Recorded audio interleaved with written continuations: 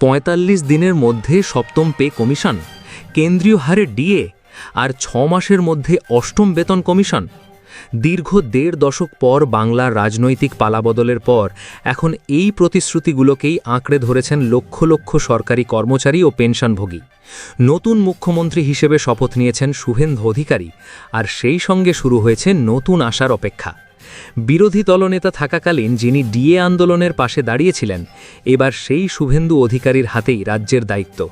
তাহলে কি এবার সত্যিই মিলবে কেন্দ্রীয় হারে ডিএ? লাগু হবে সপ্তম পে কমিশন?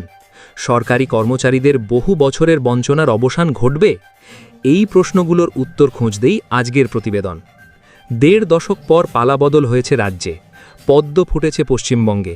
তৃণমূল সরকারকে সরিয়ে ২/৩ আসন নিয়ে ক্ষমতায় বিজেপি। নতুন মুখ্যমন্ত্রী হয়েছেন শুভেন্দু অধিকারী। বিরোধী দলনেতা থাকাকালীন সরকারি কর্মচারীদের জন্য আওয়াজ তুলেছিলেন শুভেন্দু। বিধানসভা নির্বাচনের আগে একাধিক প্রতিশ্রুতিও দেওয়া হয়েছিল বিজেপির তরফে।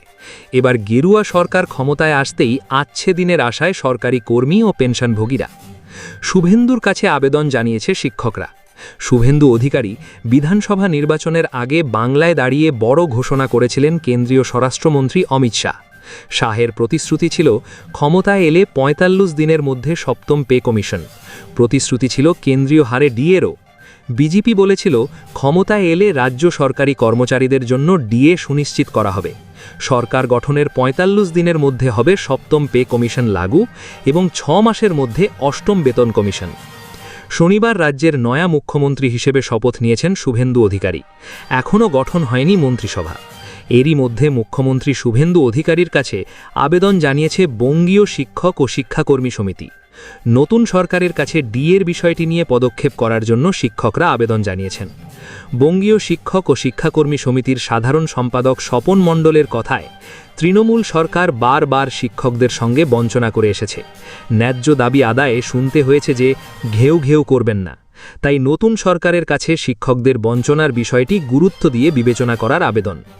সুপ্রিম কোর্টের রায় মেনে মহার্ঘ ভাতা প্রদানের বিষয়ে সরকার সদর্থক ভূমিকা গ্রহণ করবে বলে আশা রাখছেন শিক্ষকের একাংশ।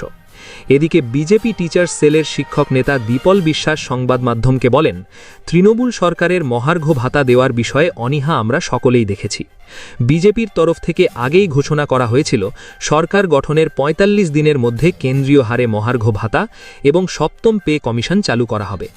সকলের উদ্দেশ্যে তার বার্তা, বিশ্বাস রাখুন বিজেপি সরকারের কাছে যে প্রত্যাশা সেটা পূরণ হবে। মুখ্যমন্ত্রীও আশ্বাস দিয়েছেন।